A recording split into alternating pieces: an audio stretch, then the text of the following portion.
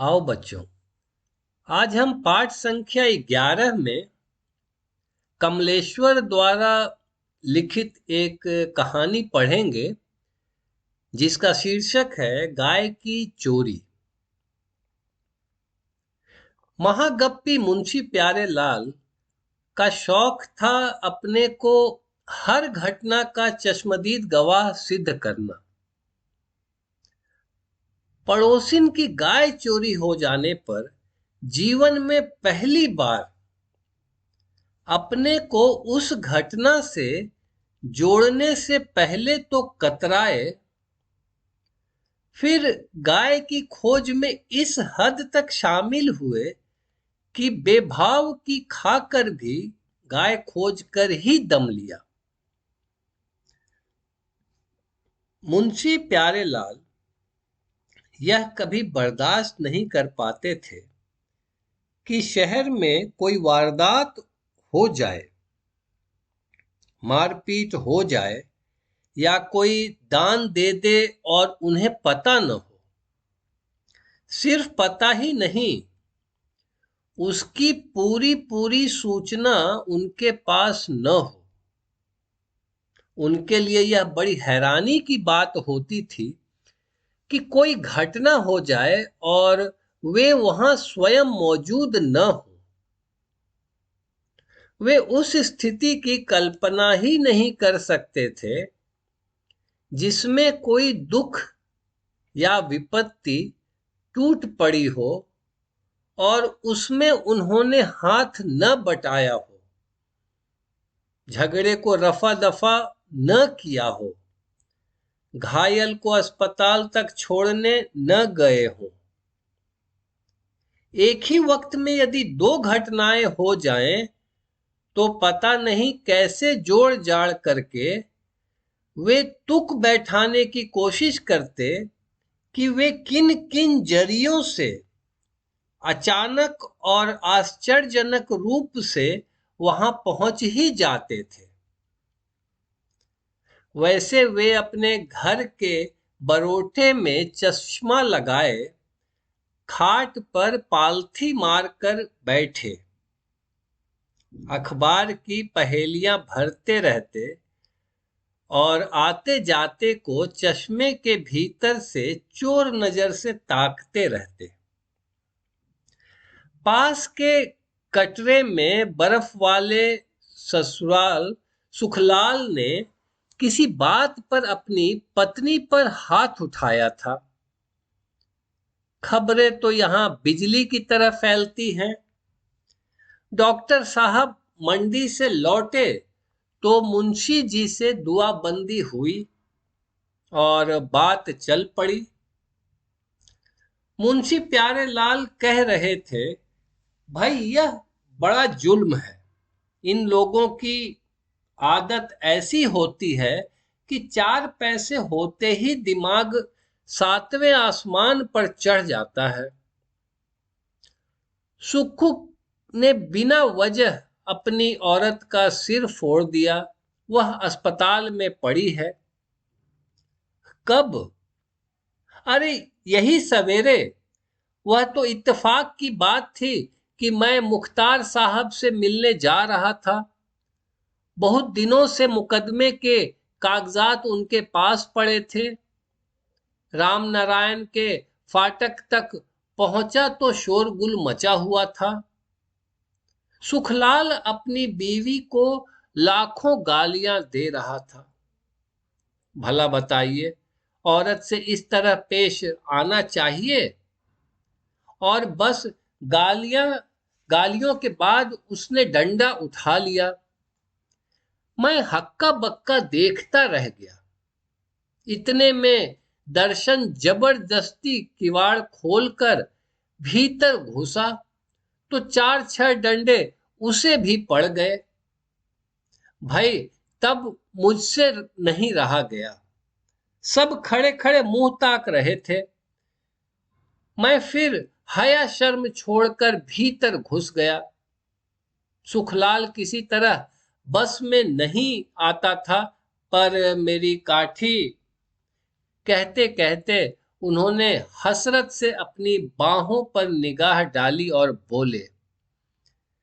फिर उसकी औरत को सीधे अस्पताल भिजवाया और सुक्खू को दर्शन के सुपुर्द करके लौटा।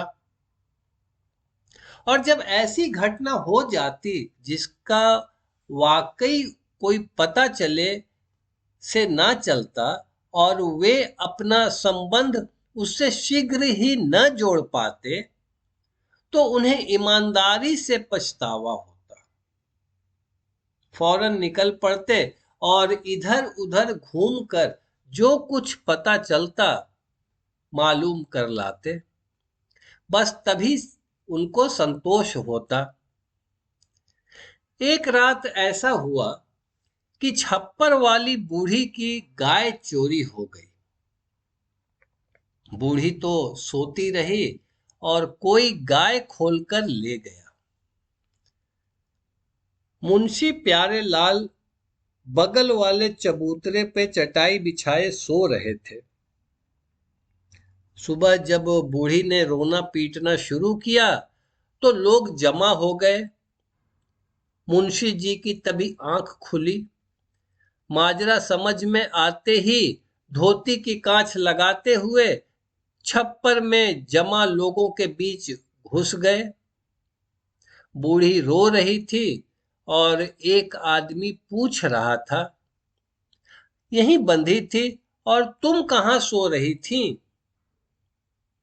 मुंशी जी फौरन अपनी तरफ बात मोड़ते बोले, अरे सभी यहीं सोते हैं, मैं खुद चबूतरे पे सो रहा था। फिर बात को बड़े अंदाज में घुमाते हुए बोले, यह गाय जरूर रात 2 बजे के करीब खोली गई है। कुछ आहट उस वक्त हुई थी। मैं तो बड़ा चौकन्ना सोता हूं। इधर उधर देखा पर कुछ नजर नहीं आया। सोचा हवा होगी।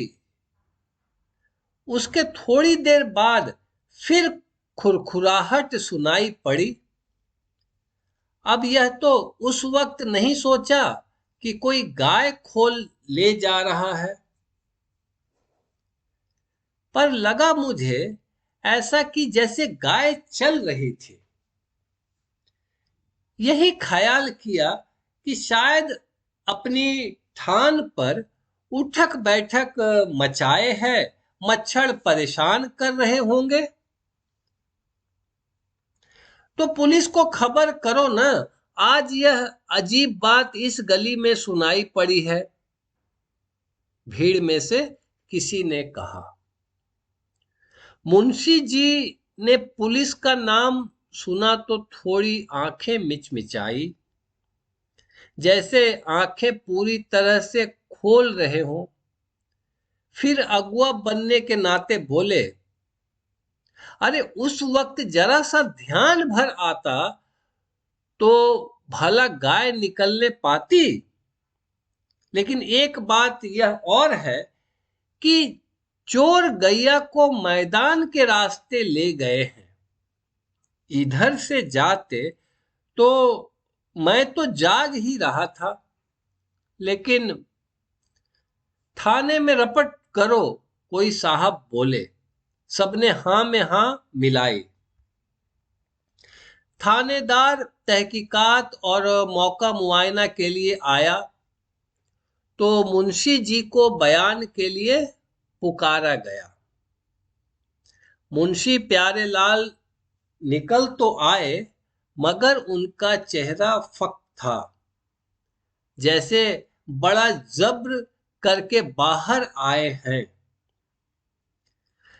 जब थानेदार ने उनसे पूछा कि आपको जो कुछ गाय की चोरी के मामले में मालूम है वह सब बता जाइए, तो मुंशी प्यारे लाल का बदन कांपने लगा और आंखें फैल गईं। उन्होंने जैसे असह्य पीड़ा झेलते हुए अपने चारों ओर खड़े लोगों को देखा और एक क्षण के लिए खामोश हो गए। जब थानेदार ने दोबारा पूछा तो उनका बयान कुछ इस तरह था। मैं तो हुजूर भीतर मकान में सो रहा था। दरअसल बात यह हुई कि सुबह के आसपास एक बड़ा डरावना सपना देखा। घर सुनसान था, सो तड़के ही चटाई लेकर यहां लुढ़क गया। घर में बड़ा डर लगता था। जब सवेरे आंख खुली तो जो सब लोग बात कर रहे थे वही मैंने भी दोहरा दी थी। मुंशी जी कहते जा रहे थे और उनकी गर्दन नीचे झुकती जा रही थी।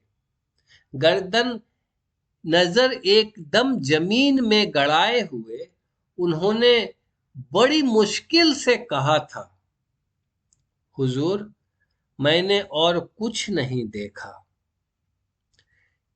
इसके बाद मुंशी शाम को ही दिखाई पड़े।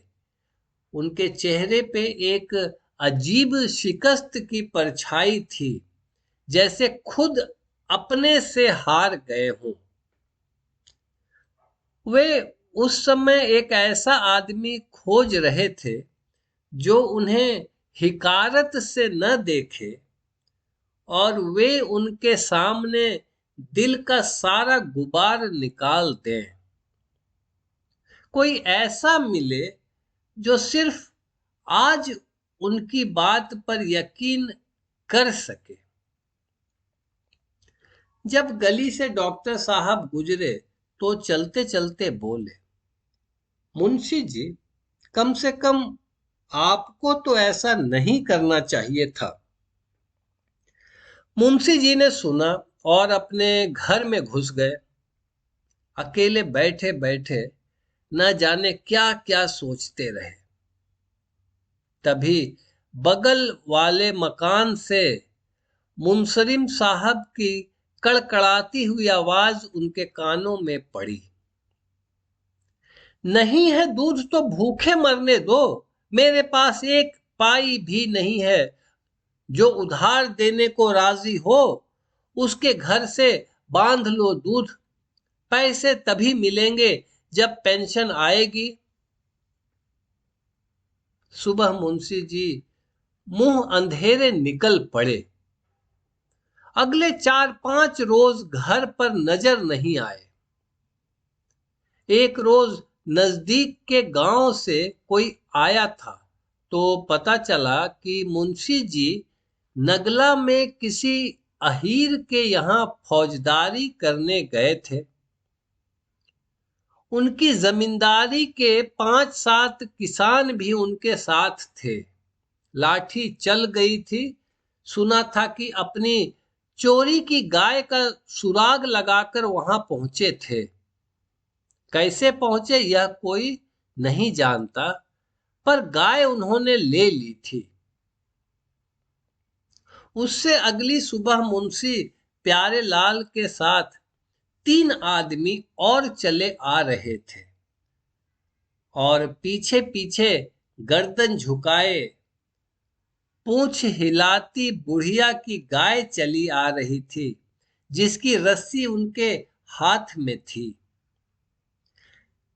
गली में घुसते ही उन्होंने चारों तरफ निहारा। सभी लोग मुंशी जी और गाय को देखकर जमा हो गए थे। बूढ़ी अपनी गैया की गर्दन और मुंह पर हाथ फेर रही थी और मुंशी प्यारे लाल लोगों की आंखों में विश्वास खोजते हुए बयान कर रहे थे। पुलिस भला क्या कर सकती थी? मैं तो पहले ही जानता था, जो काम करना हो अपने बूते पर उठाना चाहिए। अरे साहब, क्या गांव था! डकैतों का, खूनियों का, राक्षस जैसे आदमी हैं वहां के, मगर सुराग तो लगता ही है। कैसे न कैसे पहुंचा वहां। मेरी नजर गड़ गई थी, बस लाठियां निकल आईं।